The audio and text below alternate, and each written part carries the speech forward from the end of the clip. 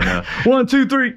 All right. Boom! I like it. Yeah, let's go. Let's roll. Welcome back to the Undefeated, Unscripted, Unfiltered, Defining Moments podcast. Let me make an edit on that. There's only one thing that's scripted, is I have questions from our followers, our fans, your friends, your family, Coach. Nice. My friend, my mentor, my brother, Coach Tom George. Welcome to the podcast. Man, I appreciate it, brother. I'm humbled that man, you know me. I'm humbled that you're even having me on the podcast. I'm not gonna lie. I'm pretty straightforward and unscripted. So Yeah. I'm a little bit nervous with the questions you got and who you got them from. But that's why we're doing this, right? So we can be honest and factual and be honest with our audience. So Absolutely. I'm glad I'm here, brother. Absolutely. CEO of QBImpact, 25 years, United States Navy, Senior Chief, retired. Yes, Thank sir. you for your service, sir. We appreciate you. I appreciate it. Never, the thanks is never warranted, but I'm grateful for it. Absolutely. The first time I met you was about a year and a half ago in Harrow, Oklahoma. Yes. I came showing up to your football academy camp, and across the field, the football field is about 80 yards wide, maybe? Well, a football field in general obviously is 120 long, and then it's about 53 yards wide, and then of course with the turf it's about 70. You know what I'm saying? Yeah. And across the way, you yelled out, "My Asian brother!" Yeah. And so, in honor of that, I got a rice bag here for you. You can open it, but you can't keep the bag. That's my bag. But go ahead and open it. There's some stuff in there for you. Dude, that's a real rice bag too. Like, this isn't like 10-minute instant. Like, this is a real rice bag. No, I ain't Uncle Ben's, like, bro. No, that's legit. That's legit. That's why I call you my Asian brother. Hey, people don't know, dog. Me and you were born into adversity, you know. And we can go there another day. But I love it, man. I love it. The undefeated hat and some shirts. I appreciate it. I hope you got one for Shelly, or I'll be done. Oh yeah, it's coming tomorrow. These are awesome, man. I appreciate it. I really do. I really do. I gotta make sure I get you some more swag too. It's almost like the trade. Oh, I like this one. I like this one. Freedom is undefeated. I like it. Man, I appreciate it. Absolutely. But don't forget, you can't keep the bag. Oh, yeah. You'll get the bag back. How are you doing this morning, Coach? Man, I'm good. You know, I kind of, I'm a guy that believes that you should wake up with energy and ready to go. Yeah. So my mornings are when I'm really go. And then I kind of settle down at night. But I can tell you in my existence of life, I don't know if I've ever woken up feeling sorry for myself. Yeah. Yeah, man. Like, if I woke up, I'm doing better than most of the world. You know what I'm saying? Yeah. I truly believe that, man. So I'm passionate about waking up ready to go and being grateful right away. Right on. You know what I'm saying? Yeah. Because a lot of people wake up and immediately go to their victim mentality, right? Mm-hmm. You know what I mean? Oh, my bed sucks. My back hurts. Shut up. You know what I'm saying? Yeah. It's not that bad. So, it's not that bad. yeah. And that's one of the phrases I hear a lot in your videos and just you talking to people. It's not that bad, man.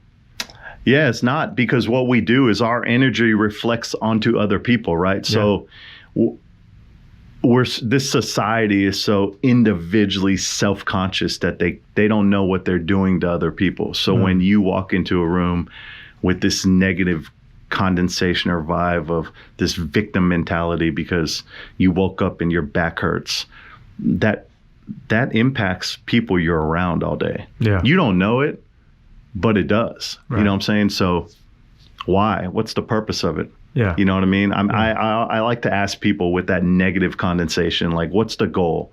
Do you just want everybody miserable like you? Like, what is the goal, right? Yeah. Like, my life sucks, so everybody else's should, right? Right. It doesn't make any sense to me. No. Like, that's not how we get better. No. How about my life sucks, but let's do what we can to make it better and improve your life, right? There you go. 100%. But that's not how we live, man, unfortunately. So I don't mean to drag it out, but it's important to me, man. If you don't wake up with the right mindset, then your day is done. Mm-hmm. And I think people that wake up at 11 o'clock in the morning and decide to be productive at 1 o'clock in the afternoon, Like, really? You know what I mean? So anyway, that's I'm sure that's for another topic, but now we'll touch back on that topic. So I'm good this morning, brother. All my athletes and parents always, hey, how's your day, coach? Or how are you doing? And my response is always the same, and it's not a cliche, it's true. I am absolutely grateful and good. Mm-hmm. Because I've deployed to the Middle East. Yeah. So most people that have lived in America their whole life and haven't left their state lines have no idea what bad is. Yeah. No idea. You know what I'm saying? Oh my God, the water's cold at Lake Eufaula. What am I gonna do? Like, I'm like, how about shut up and go swimming? Like, you know what I mean? Like, I'm telling you, dude, it baffles me. It baffles me, but it's good. Yeah. It's good because we all got to learn to get better. Yeah. So. Yeah. You talk about being deployed. How many times have you been deployed? I'll be honest with you. I really don't know exactly how many times I've been specifically deployed, because we get deployed on detachments and we get deployed on 9 to 12 month deployments. And we get deployed on weekly missions. Mm-hmm. But I've done 12 different variations of missions and deployments to the Middle East specifically. Wow. Yeah. Also to Asia and Central America and some other locations. But, you know, I take a lot of pride in the service that I've given in terms of the Middle East, because I saw the production and what we did. Sometimes the media doesn't portray that, right? Because the media doesn't want to portray the positive things we do. Sure. Instead, they want to look for the bad we do. Mm-hmm. So I got a lot of growth from the Middle East, to the point where people ask me, what's the best place you've visited in your life? And I always tell them it's Iraq. And it's true. Yeah. Because we blame the people in Iraq for the dictator that ran that country. And it's not their fault, right? I mean, it's not their fault that they live in that country, and they're amazing people. And I would sit down and they would be so cordial, and they would always ask us if we wanted tea, and it was very formal and cordial, and it was very respectful. Right. And you don't get that here. Right. I mean, you know what I mean? So I didn't mean to run with that, but yeah, I mean, multiple deployments to the Middle East. Yeah, well, it's portrayed here in the States negatively, even the people. Oh, 100%. There, right? 100%. And so when you go on these deployments and you experience something different, you know, it's probably changed you, probably shaped you, your mind to look at things differently. Oh, yeah, 100%. Yeah. I mean, but I was shaped that way when I was a puppy, when I was a kid. Yeah. Because I saw the way my mom got treated in Hawaii, to be honest with you. Yeah. You know, there was a time where we went to war with Japan, and if you were a native in the islands of Hawaii, you were thrown into a concentration camp because you didn't look the way you were supposed to, right? Right. So I got to see that at a level when I was young. And I also got to see this mentality that people felt that they were better than my mom because of the way she looked. You know, so I learned young that we're all the same and we're all equal, and we all have something productive to give to society regardless of color or gender or belief, right? Right. So yeah, I mean, between my childhood and then my military career, it's 1000% what has made me the person I am today. You know, it's funny, and I don't mean to run with this, but you know, my son Brandon is in week 1 of Bud's training in San Diego, and he sent me a video, and he called me last night. And I'll be honest with you, he's 22 years old, and he's gotten a dose of act right, character, team leader, to the point where I don't think he got it, but I think he did it because it was expected, but I'm not sure he believed it or got it. And he called me last night for the first time in 22 years, and he said he brought up moments that in my career that I've been selfless, or I've done something where I put myself in jeopardy for other people. And he's like, now I know why you do that, or why you did that. And I didn't know before, and now I know. Yeah. And it's good. It's good because he's going to be an asset to society. You know what I'm saying? 110%. Right. Yeah. And you say Budge training, that's Navy SEALs. Yes. Yeah. He's in Budge training is a variety of special operations training. Okay. He's specific to the title Navy SEALs and their SWIC training, and there's a level of guys that go through Budge. So he's in that phase right now where it hurts every day, and he's mentally getting beat down, and you know, obviously I've gone through a level of training where you physically get exhausted and you mentally get beat down. When I was in SEER school, and he'll get to go through that, and it's good for me because I sit back and I listen to him, and I don't ever say, because I think you shouldn't, I don't ever say, well, I did that, or well, I'm going to do that, or you're going to do what I did. I don't ever do that, because to me, it's not about me. It's about his path and his journey, right? True. And I want him to put a stamp on who he is. And it's the same way for my older son. Yeah. I've always said I want them to be better than me, right? The same way with my athletes. Like, I have a couple athletes that are very close to me, and they talk about me being a father figure, their hero, and I say that with the utmost humility. And my response is always like I'm not a hero, because I have flaws, and every day I have challenges I got to get better at. But when you find who that hero is, just understand that your hero's not perfect. Right. Your hero's the person who's willing to accept that they're not perfect and do what they can to get better, right? And I think that's the way I try to live my life. I got plenty of flaws, man. Trust me. I'm a knucklehead. We all do, man. Yeah, we all do, Coach. Yeah. You talked about heroes, and it reminds me of a video that was released a few weeks ago as the end of your QBImpact camp in Arlington, Texas, a few weeks ago. Yeah. And you talked about heroes. You talked about how the ideology of younger generations looking at these athletes and actors, and that's my hero.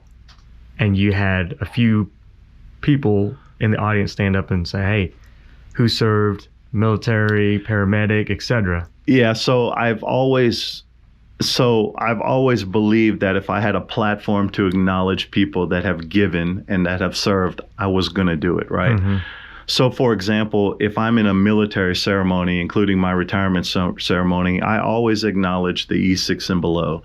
And if you know the rank structure of the military, after E6, you kind of get into this upper management leadership position. The guys that are the men and women that are E6 and below, right, are the men and women that do the grunt work. They get paid less. They work more hours. They just do the things that a lot of people don't get credit for. And really, that's what makes the military run, is our E6 and below. Now, the guy you see at the podium taking credit for everything is not that person. Right. But really, if he's a great leader, he knows that those people are the ones that make the military run. So I've always said, if I have a platform, I'm going to acknowledge our current and retired military. I'm going to acknowledge our police department, our fire department, our nurses, our EMTs, and our first responders. Yeah. Because they're heroes. They're heroes because they don't want to be heroes, right? They do it for the sake of society, and they don't want credit for it. Right. And most of them give their life to do it, right? Like we serve and give our life for people that may not even like us or believe what we believe, but we do it because it needs to be done. Right. Professional athletes, you have to pay to buy their jersey and go to see them. Right. And if they act like an idiot, you still cheer for them. Right. It doesn't even make sense to me. Right. And don't get me wrong, professional athletes, there are professional athletes that give and that should be respected and that you should go see because they're great human beings, but they're not your heroes. Yeah. Make no mistake about it. Yeah. To be honest with you, I kind of laugh about it because I think that's what we do in society. Yeah. And I wish it was different. I wish young people would treat the firemen the same way they treat the professional athlete. Sure. Because they deserve it. You know what I'm saying? So I try to do everything in my power to embrace that platform and acknowledge those people that don't want to be acknowledged but need to be acknowledged, right? Yeah, absolutely. So you talk about change the narrative, because you can change a narrative and you can impact one person at a time. Can you elaborate on that? Yeah, I have, there's a quote, and I apologize because I don't know who said it. And I don't like taking quotes from people, but, there's a quote that says, those that are crazy enough to think they can change the world are the ones that change the world, right? But you got to do it one at a time, right? So if I'm in a room full of people and I'm talking to them and I may not get to the room, but if I get to the person in the front row, then I'm good. Like, I feel like I'm winning, right? If I can impact one throughout my day, I'm hoping that that'll reciprocate, right? And I think we look at it in such a large scale that we don't need to. Like, if you go to the grocery store and you hold the door for somebody, you're non-verbally impacting. And maybe that reciprocates. Maybe that person holds the door for the next person. Sure. But at the end of the day, we're reciprocating humanity in a way where we're being good to each other. Yeah. And I think that's important. And I think if we do that, I think we're going to be all right. Yeah. The problem is we don't do that. Yeah. We're in a rush. So we go to the grocery store and we open it and slam it. And we don't worry about the person walking behind us because we're in a rush, right? Right. Because everybody's so busy. We're really not busy. We just want to pretend we're busy, right? And that's society today. I'm so busy. I can't even act right.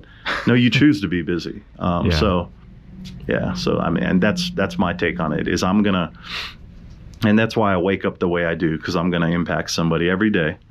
And before I go to bed, if I don't, then I'm going to call somebody and impact them, because I want to make sure I do that every day. Sure.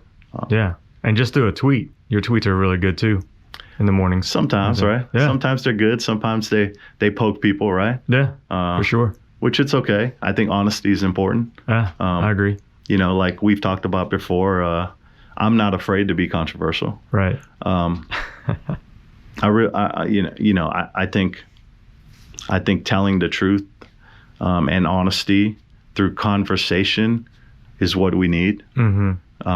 So yeah, I mean, I appreciate that. I mean, I try to, I was told once in the military that I was the unspoken minority. And I don't have a problem being, man. It is what it is. Right. Are you crazy enough to change the world? I'm crazy enough to change the world for sure. Yeah. I like to reach for bigger platforms. I don't like to settle. I think it scares my girlfriend, Shelly, because I'm very, I did it in my military career, and I've done it with my life as a civilian with QBImpact and a coach. And I mean, I was a youth football coach and a JV coach at one time, right? Like, I struggle. I don't settle. I try to increase my platform, right? And sometimes people are like, you're nuts. Like, you can't reach that. And that's the problem, is we think we can't reach it. I didn't think that I could do a 3-day camp in AT&T Stadium with 194 kids and 30 coaches that are NFL guys. Right. I didn't say that when I was a young man, right? Yeah. But I said it at one point, and then I did it, right? So I said it, I figured out what it would take to get there, and then I did it. But if you don't figure out what that risk is, you'll never do it, right? And I think my analogy is, I don't dip my toe, right? Like, when I go to the beach, I jump in the water. Like, you're at the beach to swim, jump your ass in the water, right? I'm not a toe dipper. Like, it's cold. It's so warm. It's cold. Jump in the water, bro. Yeah. Like, take a risk. Yeah. It's okay. And then if you fail, keep taking more risk. Yeah. Like, we all fail. I like it. Yeah. 110%. Yeah, you got to fail to succeed. Yeah. Yeah. Right? Every day, man. Yeah. Most people don't take risks because they're scared to fail. Right. Fail. Keep failing. And then keep taking risks. Yeah. You know what I'm saying? So it's the only way to learn. Yeah, it's the only way to learn. Experience, man. Yeah, 100%, man. It'll take you far. It's a good teacher. Yeah, I appreciate it. Yeah. Not everybody believes that, but I appreciate it. I do. I firmly believe it. Yeah. You talk about your mom, your upbringing, my parents on the boat for 33 days coming over here. Yeah. You know, it's not an easy journey. No. Shit's hard, man. 100%, man. Born into adversity, right? Yeah. Shit is hard. Yeah. It's not supposed to be easy or everybody could do it, right? Yeah. Everybody wants Yeah, everybody wants to sit on the couch and wake up a millionaire, right? Yeah. If I lay here, somebody will eventually make me a millionaire. Yeah. How about you get up off your ass and make yourself a millionaire, right? It's baffling to me. So, yeah, man, like yeah.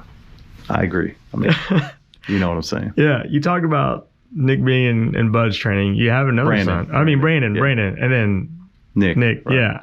Yeah. Yeah. You know, so Nick is 25, Brandon's 22. Man, I'm blessed, dude. They're good boys. I mean, they had every reason to push back at me. Right. And I think they didn't get it at one point. And it's funny because I came up in my conversation with Brandon yesterday and I said, I, at one point in my life, made the military and the mission more important than my family. I truly did. And I had that conversation with Brandon yesterday when he was passionate about what's next in the military for him and how he wants to do better, right? And I really was consumed in doing that to the point where I wasn't afraid to deploy, or I'd volunteer to deploy. Because I was willing to sacrifice my time with my family to deploy and serve. So you get caught up in this measurement of compartmentalizing and trying to figure out a way to balance that. And I didn't do it very well when I was younger. And my boys had every reason to be absolute knuckleheads, to get bad grades. Yeah. To act like fools, to never, and they didn't. I think they saw what I was trying to do. I'm not sure they agreed, but I think they saw. So, you know, I'm lucky, man. You know, they both were Division I athletes that ended up playing football. They transferred and played college football together at UCO. Yeah. Which is a Division II school. So they started as Division I athletes and they both transferred to UCO and hoping to play together, and they played together 2 years ago. And then Nick, my oldest son, is, you know, he's an absolute beast, right? He's one of the strongest human beings on the planet. Right. And he's got goals and aspirations, and he's had some opportunities to coach college football, and he's electing to he wants to go to chiropractor school and get back. And, you know, I'll be honest with you, Nick is so big. If he was my chiropractor, I'd be nervous. Yeah. He is a big guy for sure. But he's really like me mentally. He's really strong and passionate, almost too much at times. And then Brandon, of course, is at Bud's in San Diego. So I'm lucky that I have boys that get it. Yeah. But we battle now. I mean, you know, we've had some volatile grown-up conversations. Sure.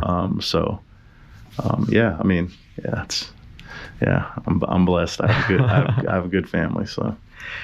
What has the military taught you about leadership, and how do you identify your own leadership? How does it feel to be a leader? Yeah, I think, you know, number one, we don't join the military and become leaders, right? Right. I think there's something that hits you in your life that makes you wake up. It doesn't matter what it is. But my mentor was Senior Chief Sidney Smith. Man, he passed away when we served together in the military, and he was the guy that always went to battle for me, right? He always, you know, the young Petty Officer George, the young Tom George was an absolute knucklehead. I was very me. I'm the best. Who cares about them? Look at me. And, you know, he used to tell me that if you took your energy and put it into other people, you would actually do more, right? And he would legitimately every day give me examples, to the point where I would send out emails and he'd say, hey, in your email, you said I and me 10 times. So I'm assuming nobody else did anything. You just did it all. So what I learned was,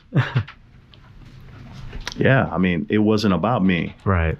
And I think it hit me at some point that I had a platform to impact lives and to do better. And I needed to, you know what I'm saying? And I think when he passed, it mentally, it was hard for me. But I think at first I wanted to make him proud. Yeah. So I kind of changed who I was. And then I realized that's who I needed to be. You know, so the question, my leadership style, you know, I think we have to lead with passion and energy. I think there are too many leaders and coaches and CEOs and presidents and politicians and people in this country that lead, meaning they give their employees or players an expectation, but they don't live up to that expectation. So I think for me, the reason I go to the gym every day is not because I have this big ego and want to look good, although I do have an ego. Yeah. But it's because I want my athletes to live that life. Sure.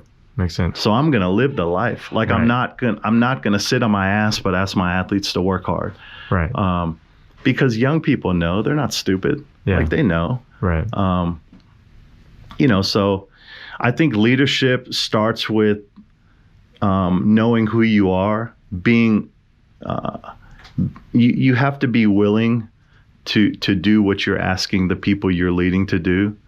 And I have a conversation with one of my players all the time, and I tell them, hey, tomorrow when you go to school, you better treat the principal and the janitor the same way. And if you don't, you're missing it. And I used to work for a guy that didn't even know his employees, right? Especially the little employees that get that $10 wage salary. Yeah. He didn't even know who they were, and it baffled me because they work the hardest for you. Really, the people who make the least amount of money actually work the hardest for you. We just don't realize that, right? And that's very societal. The people that get paid the most of the time, do the least. And I think that's a societal thing, right? We want to treat the principal differently because he has a title. Yeah. Because clearly somewhere there was a condensation, there was something written in some dictionary that said principal, and I use the principal as a term, it's just a title. Or this guy should get treated better because of his position, but this guy who works his butt off to make sure that you have a clean space to walk in and that everything is taken care of should get treated differently, right? Right. And it baffles me. It baffles me. Why do we treat the guy who makes a lot of money better than we treat people who don't make a lot of money? It doesn't, there's no measurement of who's a better person. Right. So that's always kind of baffled me. And through leadership, I try to teach my athletes and the people I'm around that let's treat everybody the same, right? And then let's look at everybody through a lens of equality. Okay. And then you can make your determination on who people are as you learn more about them. Sure. But the problem is we don't understand. We directly, quickly jump to judgment without understanding. Right. So if I disagree with you, I must be this. And if you disagree, I must be this, right? We give them some title instead of saying, well, how about we disagree, but try to understand why we disagree. Right. Right? It's just like politicians. Well, you're a Republican, I'm a Democrat, so clearly I have to hate you. Well, how about you fools work together to make the country better? Yeah. Right? Because they're all fools. Yeah. I mean, I'm not, I mean, it is what it is. I mean, when I served in the military, it was my job to serve the president of the United States. Sure. That doesn't mean I had to agree with him. Right. But, you know, our country would be better if we stopped playing this red and blue Democrat Republican card and we actually started to be grown adults and sit down and understand each other. Right. And then say, what's your agenda, right? Hey, let's do this so that I can get richer. Well, how about let's do this so that we can all develop a better society and country. Yeah. Regardless of getting richer. Yeah. That would baffle people, right? Could you imagine that? Could you imagine a politician who's like, oh man, I don't care about my agenda. I don't care about my pocketbook, or I don't care about the car I drive, but let's actually make this country better. Could you imagine? I mean, I would love that. Yeah, I would love that too. I would love that too, but it's almost impossible because they're fools. Well, I mean, and it's unfortunate, but it doesn't matter which politician you like. Like, they all have an agenda. And I hope at some point we can get to a place where at every level we can communicate with an ultimate goal to make this place better. Mm-hmm. We're all not going to agree, man. We're all not going to agree. Sure. But let's try to understand each other. Come to an agreement on what's best for the country. You see what I'm saying? Yeah. To me, it's simple. We make it hard, but to me, it's simple. Elaborate. Treating people with respect and being a good human being is a simple quality. Okay. Yeah. Okay. So if our, we come up with these cliches and every president or politician comes up with their saying, right? And I'm not pointing at Republicans or Trump or anybody else. Make America great. I don't even know Biden's. Right. Biden's was I hate Trump. Whatever their saying is, right? Right. Kind of baffles me, right? Because how about let's all be good human beings and work together to make this place a better place by communicating and understanding each other instead of bickering like children. Sure. Right? Most of the time, if you notice, children can come to an agreement. Yeah. Right? Yeah. Like, seriously, if you put two 10-year-olds in a room and you put one Hot Wheel car in the middle, they're going to bicker at first, and then they're going to be like, all right, cool, let's play with the Hot Wheel car together. Or I'll play with it for 10 minutes and then you can play with it. Sure. That's what children do, right? Yeah. That's not what adults do. Correct. Adults throw the Hot Wheel car at each other, right? And then one ends up being a victim because the other one took the Hot Wheel car from them. Mm-hmm. That's what adults do. And then they pout. Then they post it on social media like cowards, right? That's what adults do, though. Right? That's what adults do, right? Yeah. So like at my camps, and I know you brought it earlier, my closing remarks at my ceremony at my camp that got me pretty emotional was like, let's start with treating people right. Let's start with believing in equality. Let's start with believing that there's no such thing as black, white, green, Asian. Okay. Let's start realizing that it doesn't matter if you believe in God or evolution. We still all come from something that's the same. Yeah. If you believe in that we dwarfed from monkeys, we still came from the same thing. If you believe that God created us, we still come from the same thing. Mm-hmm. So when you hate on somebody else, you're actually hating on your brother or sister, right? Right. So when we start there, and then we start with going, here's our education system. How does everybody get rewarded in our education system? In saying, how do just this group of students get rewarded, right? Let's reward them all. How do we reward them all? Not every kid thinks the same. Not every kid comes from the same demographic. Not every kid makes the same amount of money or family makes the same amount of money. How can we help them all, right? I mean, I just don't get it. I don't get why Washington, D.C. cannot communicate together. I don't understand why we have to make groups of people and have them fight against each other and then disagree, and then we have to pick a side by voting. Yeah.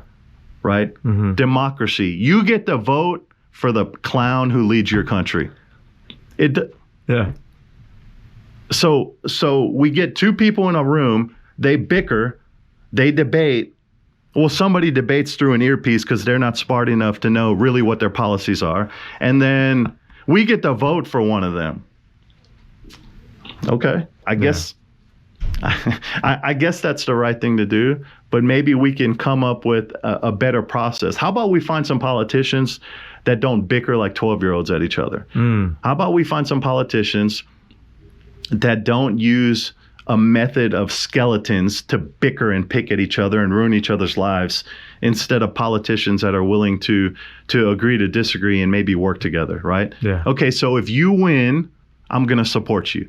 I don't agree with all your policies, but since you're the president or since you're the senator, since you're the governor, I'm going to help you make this country better because you won fair and square. Sure. How about that?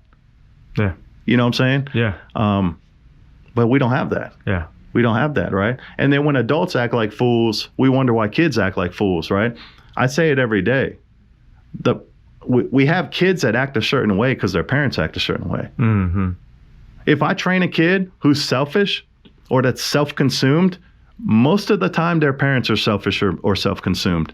Now their parents don't want to hear it, but the good news is I'm still going to tell them. Yeah. Okay? Because that's the truth. Sure. I mean, kids see and then act, right? Yeah. I mean, that's right. That's society. That's what animals do. They see and then they act. That's what kids do. My parents act dumb, so I'm going to act dumb because that must be okay, right? Mm-hmm. Yeah. So if maybe adults acted right, kids would act right. I don't know. It's weird, isn't it? It's kind of simple to me. It's simple. Right? And listening to that conversation, which is awesome. And I'm just going to use my own example is obviously, my story. And then I married Margie, and my parents and her parents are they come from different upbringing, right? And one is geophysicist. My dad is a CNC machinist. Her mom is a mathematician, math major. My mom is assembly line worker. At the end of the day, what they provided us, what the United States has provided us, the way I look at it is we have the equality of opportunity to do as well as we want in the greatest country in the world. And it's up to us to lead, to help, and to take advantage of the freedoms that we have. Right. Which is going to lead to my next question. Politics. You talk about politicians and politics. Are you thinking about running? I see the hashtag 2024. I mean, I'm just. This is what I love. So what I love is you clearly get to the point, right? Which is what I love about you. You're like, yo, Tom, let's meet for coffee. We sit down and have coffee. Yo, so let's get to the point, right? I love it. Well, number one, I want to say this before I answer that question. Sure. You gave your story. What I appreciate about you and your lovely wife is, well, first off, I mean, clearly, you married up. Okay, 100%. I'll kick my coverage as the football players. Absolutely, I'll kick your coverage. Okay. So that's number one. Number two, dude, you had every reason to be a victim and hate this place, and you don't because you don't have a victim mentality, right? You had every reason to say, "Oh my God, look what happened to me," and you don't. You appreciate it. You love it. Okay, because it gave you a different life, right? It gave you an opportunity, which is why we get along and why we can do things together, because I respect that. You don't live in this life of this victimhood and what happened to me, now I'm just going to ride with it the rest of my life. You know what I'm saying? So number one, I appreciate that from you.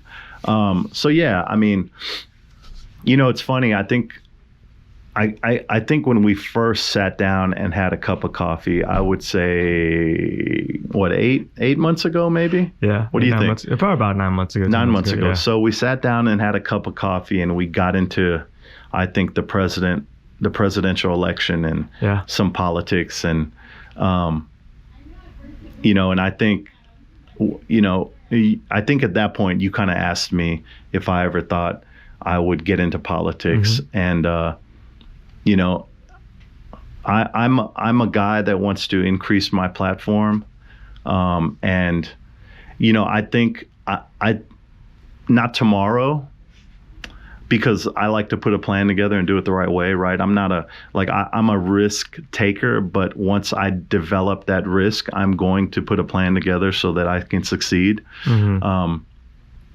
So yeah, I think I would like to say that there's a potential that politics is next for me. I'm not sure what that looks like. But it's got to be something that enables me to affect the country through Washington, D.C. I had a close friend of mine tell me, or somebody that I respect tremendously tell me that, I need to take a smaller role potentially in education to develop name recognition. No, I'm not going to do that. So I if you were to to draw a roadmap for how somebody becomes a football coach, or somebody builds a business, or somebody becomes a politician. I promise you, I'm never going to use that roadmap. I'm always going to do it a little bit different, because I do believe there's ways to do things, and I do believe sometimes you got to take a risk and do it different. Sure. So yeah, to answer your question, I think there's a time that I get to a point where I want to get into politics sooner than later. How and when? Soon. How? I don't know yet, but I'm researching and educating myself to make sure that I understand what I'm getting into. I think my struggle is going to be, I'm not sure I'm going to be willing to play ball, right? Meaning, I'm not sure that, I don't even know how to use the term properly, but I think I'm going to be controversial and volatile to the point that I'm not going to believe in shaking hands and making drug deals. And I don't mean drugs specifically, but making deals to, hey, you vote for me, and then I'll vote for your policy, even though I don't agree, or if it's not good for society. I'm not sure. I know I won't be able to do that. So I really need to do my research and understand. In the past couple weeks, I respect military members that have gone the political route tremendously. So, for example, I've followed Crenshaw down in Texas pretty closely because I believe in his views and his values. Texas has a lot of military guys, retired military guys that are in a position in office. So I think there's a time when I'd like to sit down with those guys and kind of understand politics from their angle a little bit different, and see if I don't want to do anything if I can't make a difference and impact. So yeah, I think there's a time that we'll see if that happens. I may run and have like 40 people vote for me, all QBImpact parents, right? That's a platform. Yeah, it's a platform, right? But the good news is I've never woken up ever any morning in my life and said, please, I need more friends in my life. I've never done that. Like, I've never been like, oh, please, God, please give me 4 or 5 more friends. I've never done that. So I'll be all right either way we look at it. So nice. You'll be on the team when the time is right. You'll be on the team. So hopefully we'll be able to do it the right way, and see if we can impact this country from a bigger platform, if that makes sense. It does. And just an FYI, there might be an Oklahoma position open up pretty soon in the next few years. Some senator may retire. I don't know. I'm just, I do my research, and to understand, to your point, I love that. And that's why I really appreciate you, is you're authentic, you're raw, and you do research to understand. Yeah. It's not just a headline. Oh yeah, that looks cool. Yeah. You got to research, right? You got to do your due diligence, which most of America doesn't do, right? Yeah. It's a very emotional feeling society, right? So we get caught up in our emotions. And I think sometimes as Americans, we actually vote at times, and this is not a time for me to play the red or blue card, but I do think we vote wrong because we get caught in our emotions and feelings instead of studying policy, right? And sometimes when you study policy and study and understand why policy is the way it is, then maybe you'll get out of your emotions and feelings and do the right thing. Yep. Education is important. And I don't mean having a master's degree or a PhD. I mean educating yourself at whatever level you're doing, right? Kind of like quarterback coaching or football coaching, right? I hate the word guru because I'm not a guru. And there's guys out there that are gurus. I'm not, right? I'm a guy that likes to learn from other people. I'm a guy that doesn't know everything, but wants to learn to make my guys better. I'm a guy that will have a candid conversation about football with my athletes that I train so that we can together do it the right way. Sure. But there's other guys that talk science and biomechanics, and I know this and I know that and I know that. And I'm like, if you ever meet somebody and you shake their hand and the first thing they do is tell you how great they are and tell you their resume, honestly, turn around and walk the other way. Because that's the first inclination of, I am self-consumed and I'm never going to learn because I know everything. And we have too many people that are that way. True. You know what I mean? Yeah. Yeah. So, especially in my field. Yeah. In my field, there's coaches and guys that are that way, and it's fine. It's what makes me successful because they're clowns. So it's all good. I like it. Speaking of success and politics, you've got a girlfriend now. Wow. Yeah. Okay. And so I do. I see the numbers 51-49 getting thrown around, and you're talking about politics. Have you talked to Shelly about politics? What are her thoughts on it? Yeah, I don't think at this moment in time Shelly's so excited about it. And I understand why. She doesn't want to.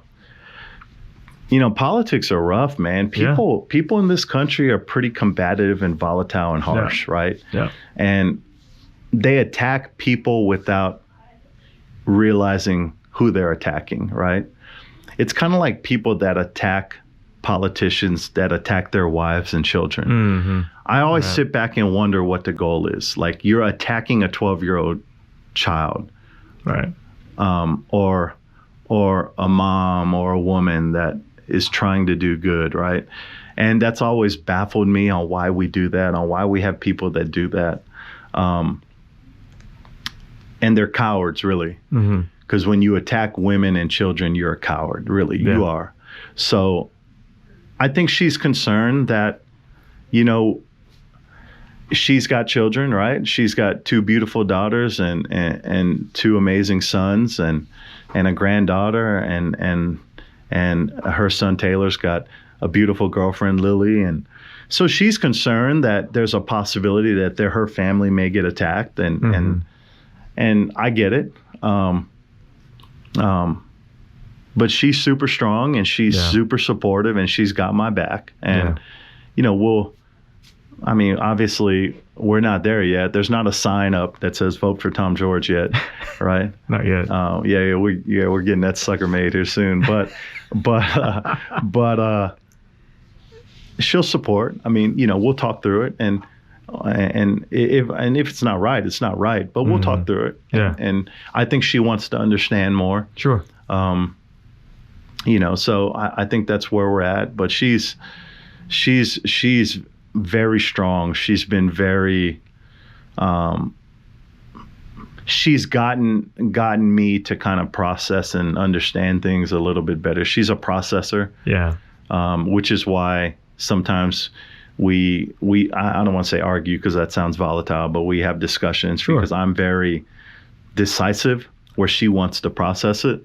Yeah. But in my field in the military, you kind of got to be decisive, right? You don't have time to think sometimes. Yeah. But you're also trained to react. You're not trained to process. You're trained to react, right? Yeah.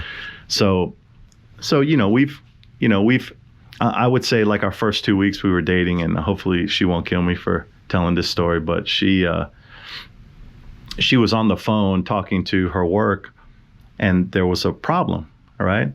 And I'm driving and she's on the phone on speaker, Bluetooth, and her company's talking about this issue. She literally hangs up the phone and I'm like, bam, bam, bam, just do this, right? And she's basically like, oh my God, can you let me process this problem and come up with a solution? Like, you know what I mean? Yeah. And I'm like, why? It's simple. I just gave you a solution. Yeah. And so like for a while, like we kind of butted heads because I'm like, it's so simple. I literally just gave you the answer to the problem, but you want to think about it more, right? Yeah. So, we're working through that, but we're learning from each other and it's good. And you got to be a very strong woman to be my girlfriend. Yeah. Yeah, like she puts up with a lot. Like, yeah. I'm a pain in the ass, to be honest with you. So it's good. It's good. We're good. I love her family, and it's good. Well, I would add on to that. I feel like you would have to be a very strong-minded person to be a player, to be a friend, a colleague, in the realm of whether it's QBImpact, Tom George, you got to be strong. I mean, you've got to be able to understand and be able to take the truth, take criticism, and at the same time be able to communicate with yourself. Yeah. No, for sure. I think internal strength is important, right? Especially if you want to lead and be in a position where you're holding a position of authority or leading people, right? Mm-hmm.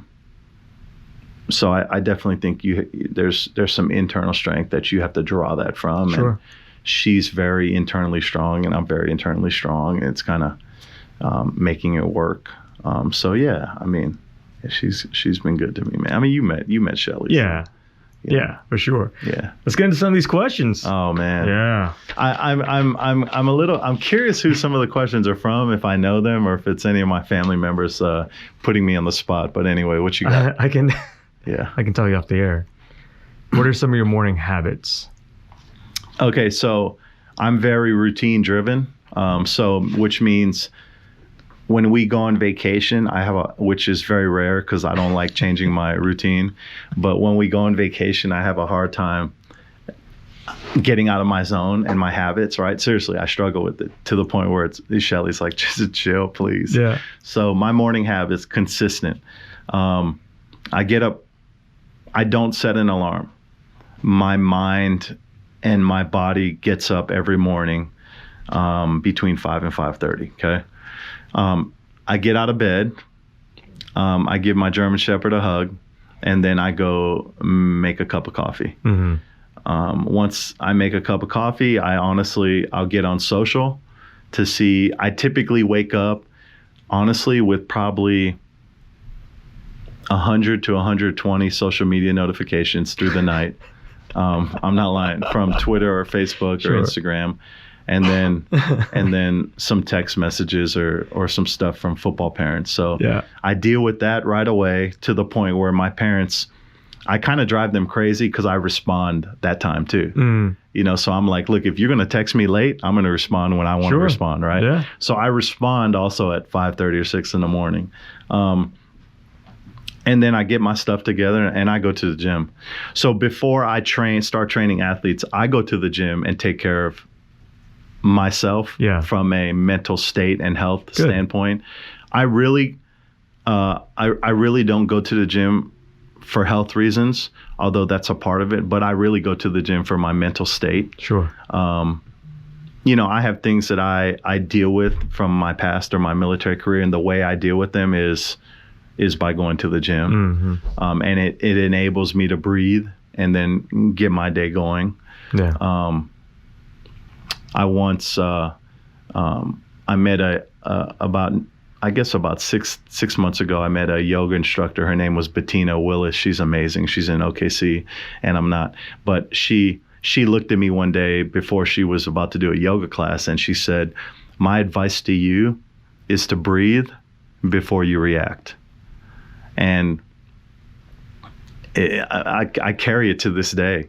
And what's funny is I'm not sure I did that in the military. I think I held my breath, then reacted. So what I've learned is breathe and then react, right? Mm. So if somebody does something to you rude, or if you disagree, or if you're even happy, before you open your mouth, just take a breath and then react.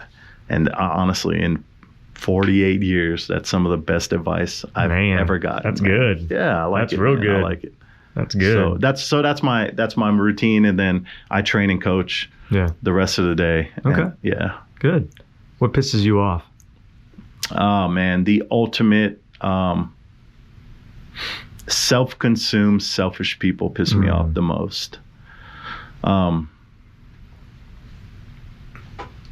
Honestly, it pisses me off the most when I see people attack other people on social media. Yeah. But don't even know who they're attacking. They just attack it because they saw something in some narrative or the media, and then they just run with it and attack. Sure. That pisses me off. Yeah. Which is why I believe in changing the narrative and changing how we function as a country. Giving people a platform to attack other people is sad, actually. Yeah. So I think they go together though, right? Because self-consumed people are the ones that do that. when you're selfish and you're consumed with yourself and you think that your views count, those are the people that piss me off. And I'm mentally pretty volatile. Like I can be pretty vicious mentally, and I was like that in the military too. So I have to breathe before I react. Yeah, because I will go off the deep end. So anyway, that's what pisses me off. All right. What have you noticed is a common factor for people who keep themselves moving forward and motivated even when things go south? So I understood the question about people keeping themselves motivated when things go south, but what was the actual question? How do you keep moving forward? Okay. I think I saw that one. I think I actually responded, but I think a good friend of mine, Mahalo Wiggins, gave me a wristband, one of those rubber wristbands, and it said, and he read it from a book, and it said, complete the mission. So I think the way you move forward is you got to complete the mission, right? So if the mission is to, whatever the mission is, right? We all have a different mission, but you cannot let individual noisy haters, human beings, prevent you from completing the mission because they bring you down, right? If you listen to the noise in society, it will immediately take you to a place of negativity, to a place where you want to quit, to a place where you want to give up. And what I say is control what you can control, ignore the noise, and complete the mission. You have to move forward. You can't let noisy obstacles prevent you from moving forward, right? And something I recently had a conversation with Shelly about was we waste so much time caring about things that don't matter, right? He or she said this to me. Who fucking cares? Yeah. And I don't know if you need to edit that or whatever, but who cares? You know what I'm saying? Yeah. Like, who cares what he or she said to you? Who cares what he or she said about you? If you know who you are, guess what? Step over the obstacle and move forward. Sure. Because at the end of the day, most people that do that most of them envy you. So when people hate on me or other coaches hate on me, most of the time, I feel bad for them because they're jealous. Yeah. And I get it. Yeah. But that's kind of, I feel like that's kind of the gist of our society. Voice your hate, even though you don't know why you hate, right? But you get a platform to voice it. I say it all the time, and I use social media quite a bit. I'll be honest with you. Sure. I use it for my business, and I use it for a platform, right? Right. Social media is a platform for cowards.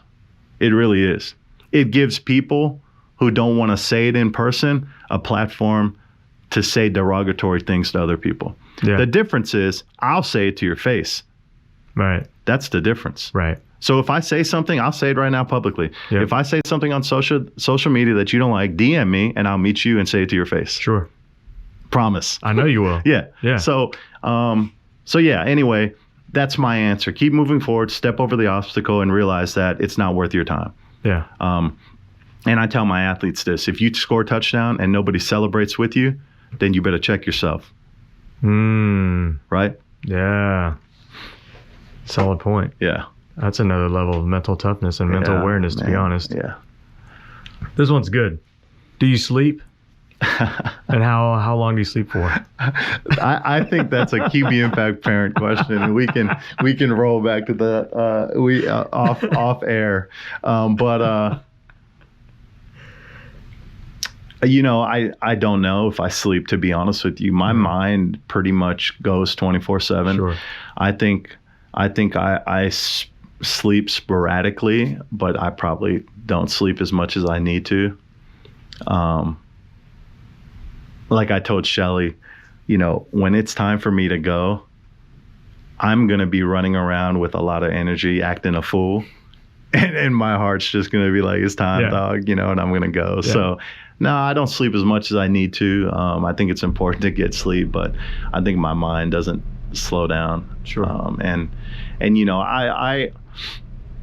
I'm not a victim from it, so don't take this the wrong way, and I don't want anybody to take it the wrong way. But I have things that wear on me in my military career in my past that kind of roll through my mind, and I gotta stay focused and stay positive to kind of fight through it. You know what I mean? Yeah. So, no, I don't sleep. Yeah. This is my question. Okay. What are maybe 3 questions that you wish people would ask you, but no one ever asked Coach Tom George? I don't know if they're questions, they might be comments, but I think some of my athletes and coworkers in my past military career ask me, well, my son asked me this yesterday actually, and he said, why are you willing to sacrifice you to help somebody else?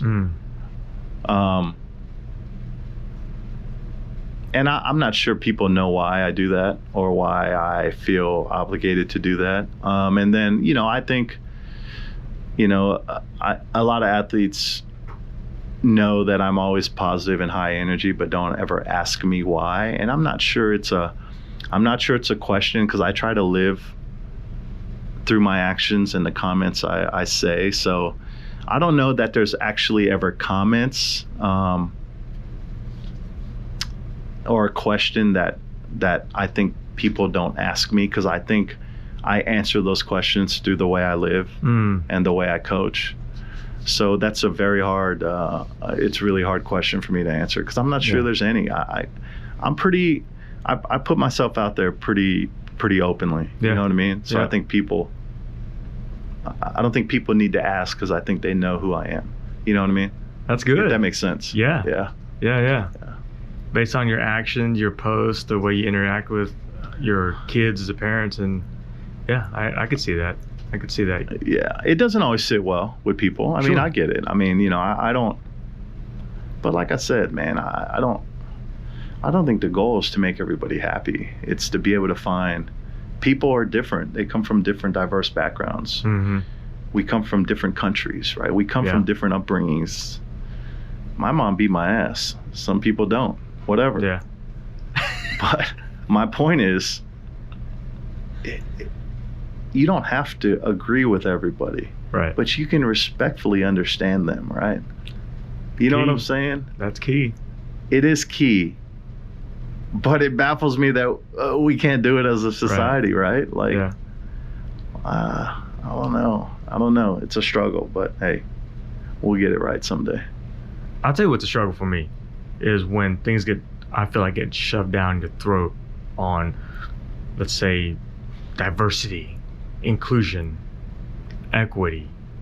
And we respectfully understand that we come from different backgrounds and cultures. Yeah. Yes. But there's a line when you have a group of people start to play the victim mentality, the victim card, bringing up things from decades and decades and decades ago, and yet we're playing the victim card when history has taught us a great lesson and lessons that we should become better from. Yeah, I think it's unfair. I think it's unfair that we expect our American flag to be perfect. Mm-hmm. I think it's unfair. I'm not a history buff. So what I'm not going to do is do what I don't like that other people do. And it speak to something I don't clearly understand, but I do understand this. I don't think America, I don't think that our American flag, I don't think our Constitution, I don't think any of that was done to create a perfect society. Right. We're going to have flaws. Mm-hmm. The only way to work through the flaws is to understand, not be a victim, because when we're a victim, we immediately get on the defensive mode, right? Mm-hmm. So you're offending me, which means clearly I think I'm a victim, so I'm defensive to anything anybody else says, right? Yeah. We immediately give people titles and go to the defensive instead of understanding and saying, hey, let's not create titles. Let's not create these organizations that are going to create more hate. Sure. How about we sit down with the people we think hate us and figure out what the problem is, right? Mm-hmm. Or how about we sit down as a society, as a generation, as a group of politicians in DC, and we sit down and go, okay, here's what we need to get better at. How do we improve this? This is what, we got to be careful with this offends me type of thing. Because sometimes when we get offended by things, we can learn from them. Sure. And sometimes you need to relax and not be so damn sensitive. Yeah. Okay. Yeah. Like there was once a time where we lived in a society where comedians were hilarious, right? And we joked and we, I'm from Hawaii. If you tell me, hey, dude, do you like pineapples? I'm going to say, yes. I'm not offended by that, bruh. Like, I like pineapples, okay? Guess what? Go to Hawaii. Everybody likes pineapples, okay? Like, that's not offensive to me. Why would that be offensive to anybody? Somebody thinks that's offensive, trust me. So I'm like, I don't get it. But there definitely is this condensation of certain groups are offended more than other groups. Yeah. Through ethnicity, through politics, through our education system, and I don't understand why, because if you're going to speak on equality, you better be just as offended if something happens to somebody else, just like you are when it happens to you, right? Sure. Because that's what true equality is, right? If I see something happen to somebody who's African American and I'm offended by it, then I see something happen to an Asian guy and I'm like, well, that's not a big deal. Then I'm just as bad, right? Mm-hmm. Then I really don't believe in equality, right? So I think that's something that has become a very volatile space in America that I personally think we're getting better, and we're getting better at communicating and understanding. But I think it starts with educating yourself, understanding, and trying to work together to communicate through the process, right? Sure. And don't get me wrong, there's bad, volatile, racist groups out there. Sure. That are bad for this country. That's Agreed. not what I'm talking about, right? You don't need to sit down with them and understand them, okay? They're racist cowards, right? Mm-hmm. I'm talking about people that really aren't doing anything wrong, but we're holding them accountable for something, like, or they make a comment that is deemed as offensive. Number one, we have to have grace. People say dumb things and make mistakes. It doesn't mean you can give them a title, okay, of being a bad human being. Right. People make mistakes, okay? The second thing is, well, talk to them, figure out what their upbringing is, why they said that, and then let's educate them and make them better. And let's try to come to a cohesive decision on what is the way to move forward, right? I don't think we want to move forward. I think we just want to bicker and stay still. You know what I'm saying? So yeah. I get it. I don't know the answer to it, to be honest with you, and I don't think anybody does. But I think the answer to everything that's volatile in this country is teaching our young people that if you just live your life, treat everybody equal, be fair to everything you do, and try everything in your power to be a good human being, look in the mirror, be accountable for your actions, apologize when you need to apologize, okay? And be thankful when you need to be thankful, and stop being an entitled, spoiled ass brat, I think we'll be okay. Yeah. However, that's a big ask. You know what I'm saying? Yeah. So it is a big ask. Yeah. So, I want to go back to what you asked me earlier. What time I wake up and what I do every day. Look in the mirror every day. That's what I do every day. Yeah. I look in the mirror. Yeah. And I'm a good looking dude. But that's not why I look in the mirror. I look in the mirror because I need to check myself every day. Right. 100%. And ask myself what I need to do better. Just be honest with yourself. Be honest. Be honest. That's exactly right. I made this mistake yesterday. I said this. Do I need to apologize, or how do I make it better? Because there's no need for that. I need to be better, right? Yeah. So that would be my answer to my daily routine. I like it. And everybody needs to do it. Sure. Get up and look in the mirror. Yeah. Yeah. Got time for another question or two? I told you, man, this is your show. I'm here to support, my friend. Okay. When was the last time you challenged yourself with doing something you've never done before? And what was the outcome, and how did it make you feel? I'm not really a prideful guy. I'm more of a guy that that likes a challenge. You know what I mean? I've had some opportunities to coach football at some schools that are state champions and undefeated, and some colleges, and to me that's not who I am. Like I'm not a guy that takes a job at a high school that just won a state title and be like, oh cool, I'm a part of greatness, right? I like, they want a state title without me, they don't need me, right? I'm more of a guy that's like, this team needs a culture change and has been through some adversities. I'm the guy that wants to be a part of help rebuilding it. But to answer your question, politics is the challenge that I want to embrace and conquer. And I may fail. And in 4 years, you may have me on and we may be like, dude, I got 100 realtor street signs in my storage unit that says vote for Tom George. Can we donate them to somebody, or donate the metal to some metal company because clearly it didn't get us anywhere? I might say that. Sure. But I'm going to go down fighting. Trust me. Trust me. And I promise you this too. Not that I'll ever get elected. Honestly, trust me. Or not that I'll ever be in a position where I get to debate with somebody. But I promise you this. I will never wear an earpiece in a debate with anybody and have somebody else tell me how to answer a question. Ever. I believe that. All your speeches at the end of the game, or to fellow military men and women, they all come from the heart. There's nothing scripted. Because if it's scripted, it doesn't come from the heart. That's exactly right. Now, I do believe that there's people who speak that need to write out their speech or summarize topics they want to touch on, right? That's fair. However, why would we elect an official that has no idea what his policies are, and he needs a kid from MIT with an MIT degree in an earpiece to tell him how to answer it? Why would we elect an official that does that?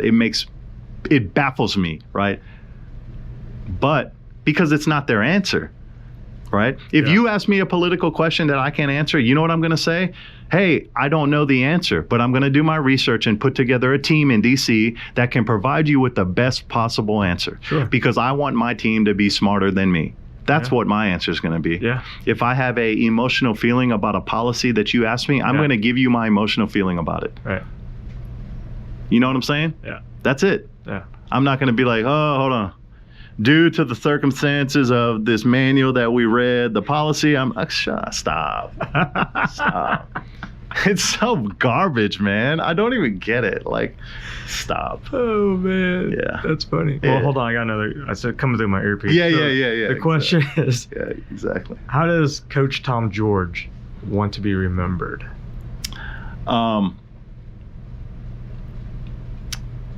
So this is a very unique question for me, and the answer is I don't want to be remembered. But I do want the athletes I train and the people that I impact to be remembered. So I'm going to give you a young man that I train's name, and I don't need permission to say his name because I speak highly of him all the time. And I'll give you a couple kids: Jesse Morey, Blaze Berlowitz, Brody Galline, Caleb. There's kids that I train, right? Carson Laverty, Carson Riney, James Hinault. I want them to be remembered because I impacted their life in a way that they're going to be remembered. Yeah. I'm good. You don't have to remember me, but I want you to remember the people that I got to impact. Because that means I did something for somebody else other than myself. Sure. You know what I'm saying? I don't even want, here's the honest truth, and Shelly knows this, and I'm not sure she likes it. I don't I don't want to be buried and you to spend $5,000 on a gravestone with my name on it. Yeah. And I don't care if that offends people biblically. That's not what I want. I don't want my family to go to a gravestone once a year and put flowers on it and cry. I want to be cremated and put in the ocean in Hawaii where I grew up, so that when they want to remember me, just go to the ocean, dog. I'm good. I'm being totally serious. Yeah. Like I don't get, like, I'm not afraid to die. Right. You know what I'm saying? And I think it scares Shelly or my family, but I'm not, like, because I'm good. Like, I'm 1,000% confident with who I am and where I'm at in the existence of my life. Like, I'm totally content. You know what I mean? Yeah. Now I have challenges I still want to reach. Sure. And I have goals that I still want to accomplish, but it doesn't mean I'm content, because I'm full. Because I've done enough. You know what I'm saying? And I say that humbly, by the way. I know you do. So.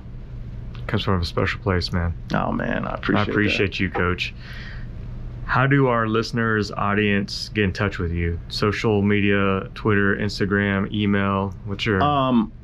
Yeah, you know, you can email me at info at QBImpact.com. I'm on Facebook, QBImpact Academy, or Tom George is on Facebook, and then I'm on Twitter, QBImpact, or at Coach George 5, and then I'm on Instagram, QBImpact and Tom George. And you know, that's how you can get a hold of me if you need to get a hold of me. But at the end of the day, I don't know if you give me a chance to close, but the only thing I would say is that if you live your life to the fullest, if you ignore the people that don't want to see you succeed, if you control what you can control, and you realize that we're all equal and the same, and we all want the better good for this country, look in the mirror every morning and we're going to be okay. Just look in the mirror every morning and we're going to be okay. I like it. Oh, man, I appreciate it. That's good. Some people are just built different. That's true. That's true. That is honestly true. Awesome. Well, thank you so much, Coach, for your time, your energy, your true words, authenticism, and then, you know, just being the undefeated Tom George. Man, I appreciate that, and thank you for having me on, brother. Your service to our country, man. You're the man. Thank you, man. Appreciate Absolutely. it.